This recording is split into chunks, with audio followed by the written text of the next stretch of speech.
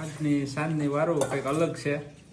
થેપલા છે, માથે માખણ અને નવીનમાં મરચાંનું શાક છે, કટિંગ કરેલું લોટ વેરી અને મરચાંનું શાક.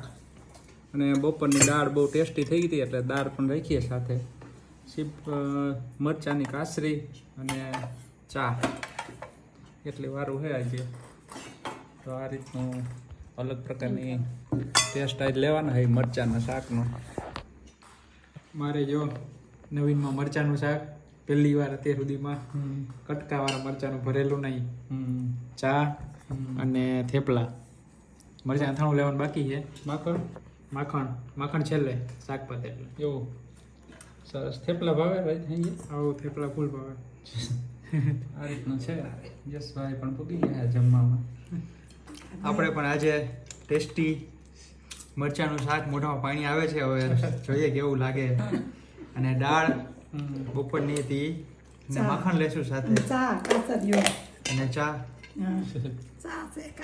થોડુંક સ્પેશિયલ મેન્યુ છે મમ્મીનું. દાળ બપોરની. સરસ. બાને થેપલા શાક. ચા નહીં? ચા નથી લેવો. ખાવ નહીં? ખાલી થેપલા શાક ખાવ? હા છે. બે જ વસ્તુ. મરચાં શાક ખાધું હોય કે પેલા વેલું? તમે મરચાં શાક ખાધું હોય કે નથી ખાધું? પેલા વેલો છે. તો ટેસ્ટ કરો કેવો લાગે છે મરચાંનું શાક. તો ચાલો બધે વારું કરવા મરચાંનું શાક ખાઈએ પેલા વેલું.